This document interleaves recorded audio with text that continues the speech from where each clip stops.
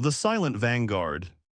300 years of galactic memory had nearly erased humanity from existence. Where once human vessels traveled freely among the stars, now only whispers remained, tales told to frighten disobedient children or relegated to obscure historical archives.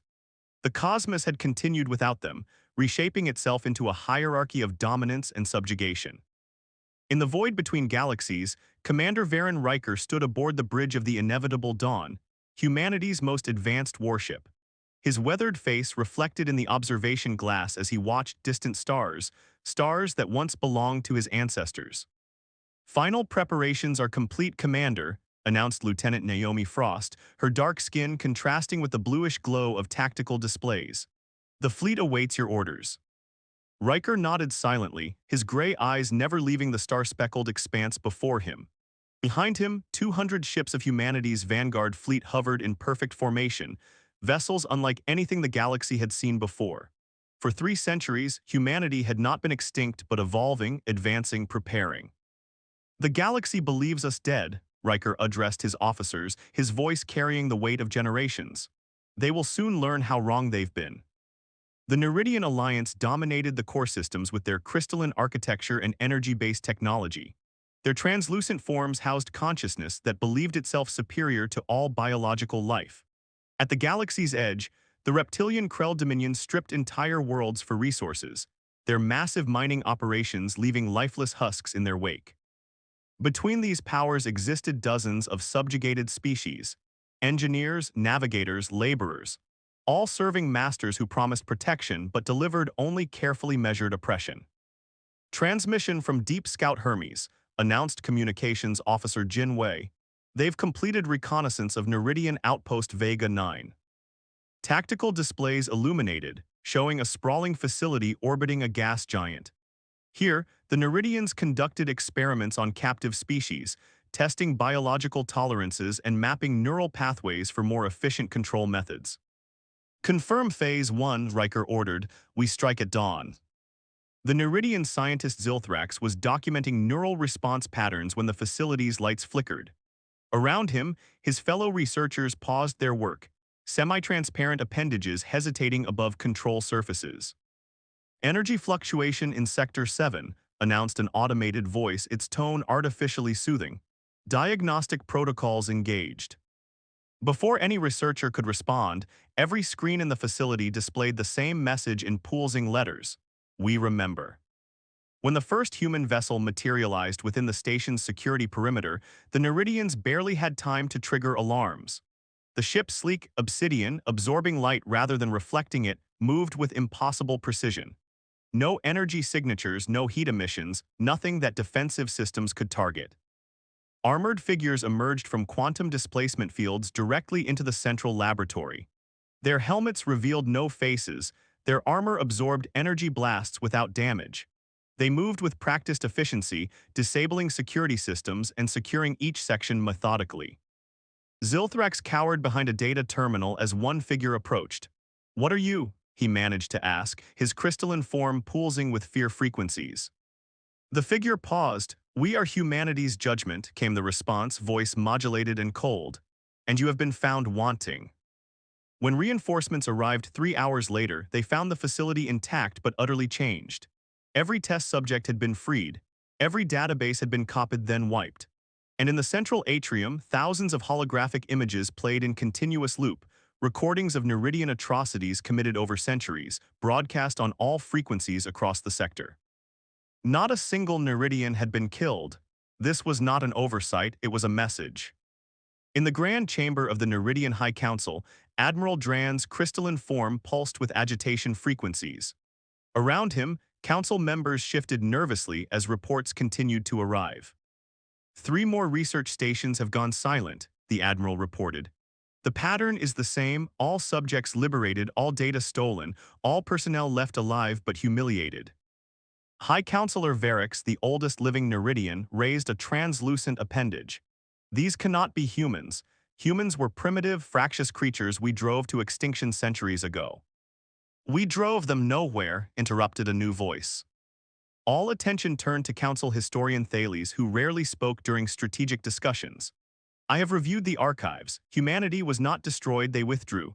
When the Council rejected their proposals for galactic governance based on self-determination rather than hierarchical control, they simply left. Their final transmission stated, "We will return when the galaxy remembers what freedom means." Admiral Dran's form dimmed with realization. They weren't fleeing, they were planning. Across the galaxy, similar scenes unfolded with devastating precision.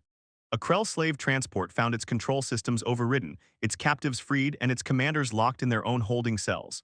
A Neridian propaganda center broadcasting submission frequencies to subjugated worlds suddenly transmitted independence manifestos instead.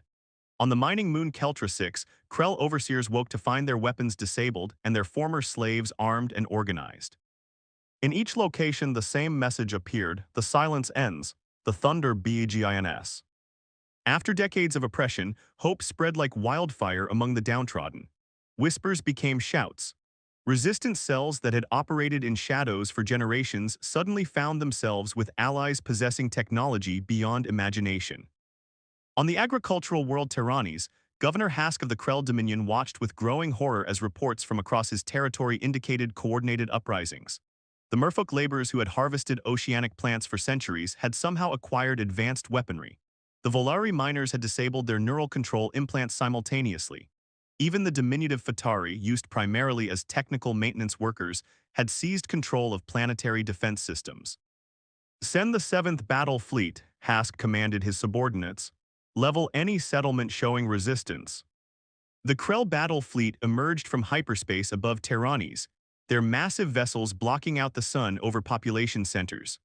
Planetary defense systems remained ominously silent as the fleet prepared orbital bombardment protocols.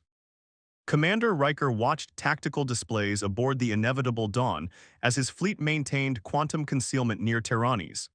"Status of civilian evacuation?" he asked. Lieutenant Frost checked her readings. 87% complete. Resistance leaders have moved their people to the designated safe zones. Zan the Krell. Preparing bombardment, their weapons are charging. Riker nodded, execute Operation Thunderclap. Across the Krell fleet, essential systems suddenly failed. Weapons powered down, shields collapsed, communications went silent. On each bridge the same message appeared: choose wisely. When communications restored minutes later, the Krell commanders found themselves facing not defenseless planets, but an armada of black ships that had appeared from nowhere, surrounding them in perfect formation. "Krell vessels," Riker's voice transmitted across all frequencies. "You face the human vanguard fleet. Your weapons are disabled, your shields are down. Your choices are simple: retreat and live or stand and perish." For the first time in centuries, a Krell battle group retreated without firing a shot. On Proxia Station, the central hub of Neridian control in the eastern spiral arm, Overseer Malthus received increasingly desperate reports from across the sector. 17 worlds in open rebellion. 3 fleets neutralized without casualties. Communication hubs broadcasting liberation messages on continuous loops. "How is this possible?" he demanded of his security chief. "How can humans possess such technology, such coordination?" Before any answer came, the station's lights dimmed. Every screen displayed the same countdown: 10-9-8. When the count reached 0, the central command chamber's massive doors slid open. A single human figure stood in the threshold: Commander Riker, his armor removed, wearing a simple charcoal uniform bearing no insignia except a stylized Earth emblem. 300 years, Riker stated calmly, entering the chamber as if he owned it. 300 years we watched from beyond the rim, we learned, we built, we prepared, we saw every atrocity, cataloged every injustice, remembered every betrayal. Neridian security forces raised weapons, but found them unresponsive. "You believed yourselves superior," Riker continued, "because you could dominate, control, enslave, but you never understood that true strength comes from freedom, from cooperation freely given, not coerced." "What do you want?" Overseer Malthus asked, his crystalline form pulsing with fear frequencies. Riker smiled without warmth. "We want what we have always wanted, a galaxy where all sentient beings determine their own destinies, where advancement comes through cooperation, not conquest." "And if we refuse?" "Then you have chosen extinction." Riker's voice remained level, making the statement all the more chilling. Make no mistake, we could have destroyed you already. Your continued existence is not evidence of your strength but of our restraint. Throughout the station, holographic projections activated, showing human fleets, not hundreds of ships but thousands, emerging from hidden bases beyond the galactic rim. Technology centuries beyond anything known to the current powers. Weapons that could unmake worlds. Shields that rendered attacks meaningless. You have 3 standard days, Riker announced, not just to those present but across all Neridian communication channels. Withdraw your forces from all occupied worlds. Release all enslaved peoples. Prepare for representatives to negotiate your new place in a galaxy that will no longer tolerate empires built on suffering. As suddenly as he had appeared, Riker vanished in a shimmer of quantum displacement, leaving behind a chamber of stunned silence and a galaxy fundamentally changed. On the bridge of the inevitable dawn, Riker watched as reports flooded in from across known space. Phase 1 complete, Lieutenant Frost confirmed. All targets neutralized, resistance movements armed and coordinated, the galaxy is awakening. Riker nodded, allowing himself the first genuine smile in years. Signal the main fleet. Tell General Mercer that the Vanguard has prepared the way. As his message transmitted to the waiting human armada, Riker turned his gaze once more to the stars, stars that would soon know humanity's full return. And with it, thunder like the galaxy had never known, thunder across the void. News of the Proxia Station ultimatum spread across the galaxy with unprecedented speed. Species that had known only subjugation for generations suddenly found themselves with a powerful ally. The Neridian Alliance, once believed unassailable, now scrambled to address what they publicly termed isolated terrorist actions, while privately beginning emergency evacuations of occupied territories. Aboard the colossal vessel Humanity's Resolve, Strategic General Oleana Mercer reviewed tactical displays with her senior command staff. Unlike Commander Riker's Vanguard fleet, designed for stealth and precision strikes, Mercer commanded Humanity's main battle group, 3,000 warships and support vessels, each carrying technology 3 centuries ahead of anything in the known galaxy. The Neridians are withdrawing from 70% of contested systems, reported Fleet Intelligence Director Marcus Donovan, his artificial eye scanning data streams faster than any human could naturally process. The Krell response is more fragmented, some battle groups retreating, others fortifying defensive positions.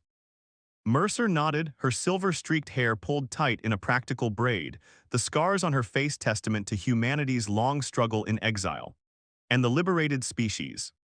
Forming provisional governments as we projected, the Volari have already established a defense coalition with the Fatari and Merfolk. The Insectoid Tevari are coordinating technological salvage operations. Mercer permitted herself a small smile. The first phase of humanity's return had exceeded even their most optimistic projections. For 3 centuries, humans had observed from hidden outposts beyond the galactic rim, watching as the Neridian Alliance and Krell Dominion carved up the cosmos between them. They had documented atrocities, mapped supply lines, identified potential resistance leaders among subjected populations. And they had built. While the oppressors believed humans extinct, they had constructed an industrial base in intergalactic space, developed technologies that bordered on the miraculous and prepared for this moment. Signal from the High Council of Krell, announced Communications Chief Zara Wung. They're requesting direct negotiation. Mercer's eyes narrowed, put them through. The holographic projection manifested in the center of the command deck, Supreme Commander Vexthal of the Krell Dominion. His massive reptilian form, adorned with ceremonial armor indicating his uncontested military authority. General Mercer, the Krell's translated voice rumbled through the chamber. The Dominion acknowledges humanity's impressive return. Skip the diplomatic posturing, Commander, Mercer replied evenly. Your forces are withdrawing too slowly from occupied worlds. Accelerate your timeline or face consequences. The Krell commander's eyes narrowed, vertical pupils contracting to slits. The Dominion does not respond well to threats. Unlike the crystalline cowards of the Alliance, we are warriors. We have conquered 1,000 worlds. We will not be intimidated by extinct primates who have learned a few new tricks. Mercer studied the Krell with clinical detachment. Your species confuses brutality with strength, Commander, a common mistake among evolutionary dead ends. Before Vexthal could respond, Mercer nodded to Wung, who terminated the transmission. They're mobilizing their reserve fleets, Donovan reported, pulling forces from 17 sectors toward their core worlds. As expected, Mercer replied, time to show them what they're truly facing. Initiate Project Helios. Throughout conquered space, the Krell were indeed preparing for war. Unlike the Neridians, who ruled through technology and bureaucracy, the Krell maintained power through raw military might and bioengineered weapons. On their throne world of Draconis Prime, Supreme Commander Vexthal addressed the assembled War Council. These humans have revealed themselves too soon, he growled, taloned hands manipulating strategic displays. Yes, their technology is formidable, but they lack numbers. Our breeding worlds can replace lost warriors faster than they can destroy them. War Minister Grax, older and more cautious, raised a scarred claw. The intelligence reports suggest their technology is beyond anything we've encountered. Their ships appear and disappear at will. Our weapons cannot target them effectively. Every weapon has a limitation, Vexthal countered. Every shield has a breaking point. We will find theirs. Deep in the Crimson Nebula, where radiation storms made conventional navigation impossible, the Krell assembled their armada 5,000 warships, including the dreaded planet-killer Worldbreaker. Their plan was simple but historically effective, overwhelming force concentrated on a single objective. They would annihilate the human fleet in one decisive battle, then systematically hunt down and exterminate any remaining human outposts. What they didn't anticipate was that humanity had been preparing for this moment for generations. As the Krell Armada prepared for departure, automated sensors detected an anomaly at the nebula's edge, a gravitational disturbance unlike anything their instruments had recorded before.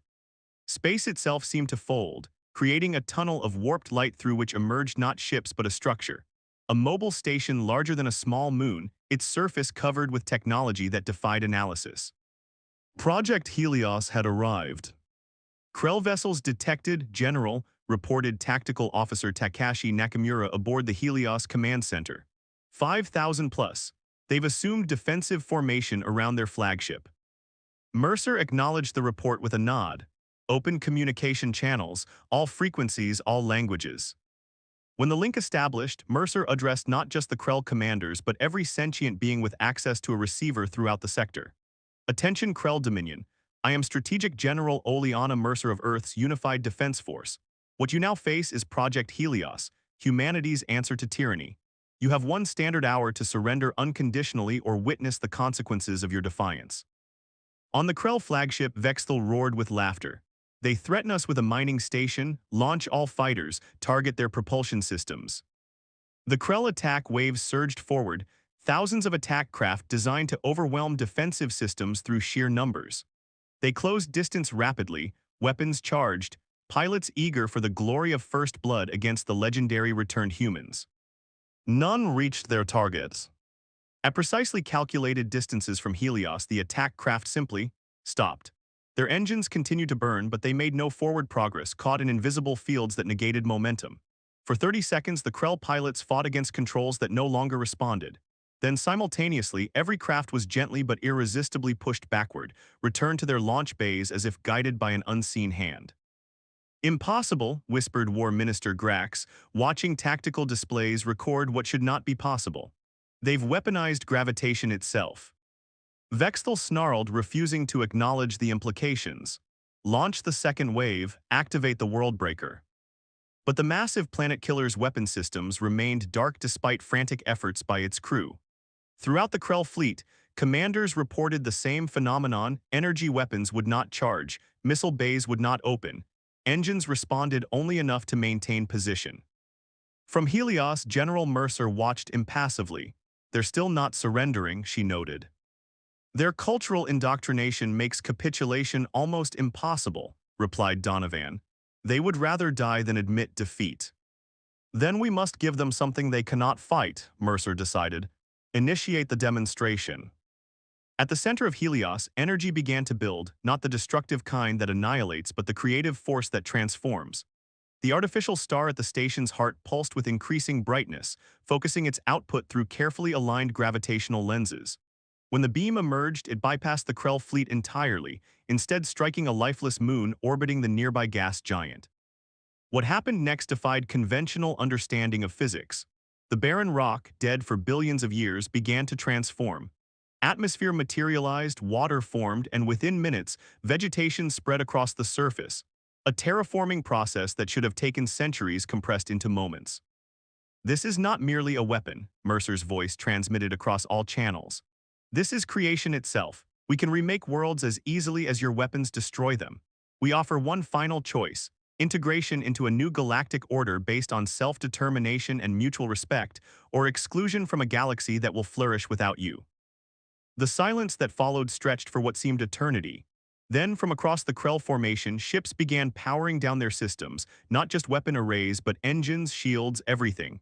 First dozens, then hundreds, finally thousands. Not surrender in the traditional sense, but acknowledgement of a power beyond their capacity to resist. Only the flagship maintained full operation, Vexthal refusing this new reality until War Minister Grax, acting with the authority granted by ancient Krell tradition, relieved him of command with a swift, decisive strike. The Krell Dominion acknowledges the new order, Grax's voice came across the channel. We request terms of integration. From that moment, the remaking of the galaxy accelerated. The Neridian Alliance, watching the Krell capitulation, surrendered their remaining occupied territories without further resistance. Liberated species formed coalitions, reclaiming homeworlds and establishing self-governance with human technological assistance. 3 months after humanity's return, representatives from 117 sentient species gathered aboard Helios for the first truly free galactic assembly. The chamber, designed to accommodate beings of all physiologies, buzzed with languages not heard in open council for centuries. General Mercer, now serving as Earth's primary representative, addressed the historic gathering. 300 years ago, humanity faced a choice: fight a war we might win, but that would devastate the galaxy, or withdraw, evolve, and return when we could create lasting change. We chose the latter, not from weakness but from foresight. She gestured to the diverse assembly before her. This council will not function like its predecessor. No species will dominate another. No technology will be weaponized for oppression. The strong will not dictate to the weak. Instead, we will build a civilization where advancement comes through cooperation, where diversity is our greatest strength. From the Neridian delegation, former High Counselor Varix raised a crystalline appendage. And what guarantees do we have that humans won't simply become the new oppressors? Your technology clearly surpasses all others combined. Mercer nodded, acknowledging the legitimate concern. Today, humanity introduces the Prometheus Protocol. All quantum technology, gravitational manipulation systems, and advanced medical techniques will be shared equally among Council members. Knowledge belongs to all sentient beings, not just those who discover it first. The assembly erupted in astonished discussion. No dominant species in galactic history had voluntarily shared its technological advantage. But more importantly, Mercer continued when order restored, we established today the Sentinel Accord. Any attempt by any species, including humans, to subjugate others will face immediate intervention from a coalition peacekeeping force drawn from all Council members. Power balanced by accountability. Freedom protected by collective will. As the Assembly concluded its first session, ratifying preliminary governance structures for this new galactic order, Commander Riker joined Mercer on an observation platform overlooking the transformed moon, now a vibrant world with oceans, forests, and the beginnings of a balanced ecosystem. 3 centuries of waiting, Riker mused, watching the sun set over this newly created horizon. Was it worth it? Mercer considered the question, her gaze fixed on the first stars appearing in the young world's sky. Ask the children who will be born in freedom rather than chains. Ask the species who will develop without oppression shaping their evolution. Ask the civilizations that will rise from cooperation rather than conquest. She turned to face her old friend. We didn't just want to win a war, Varen, we wanted to end the need for war itself. Below them, representatives from a dozen species were already establishing research outposts on the new world, working together to understand its accelerated development. Where once competition would have led to conflict, now curiosity led to collaboration. The silence has ended, Riker said, repeating the phrase that had heralded humanity's return. Now the real work begins. As night fell fully on the newborn world, lights appeared on its surface. Not the regimented patterns of military installations or exploitation facilities, but the organic spread of communities forming naturally, finding their own way forward under stars that now promised opportunity rather than oppression. Humanity had returned not just with thunder, but with the dawn of something entirely new.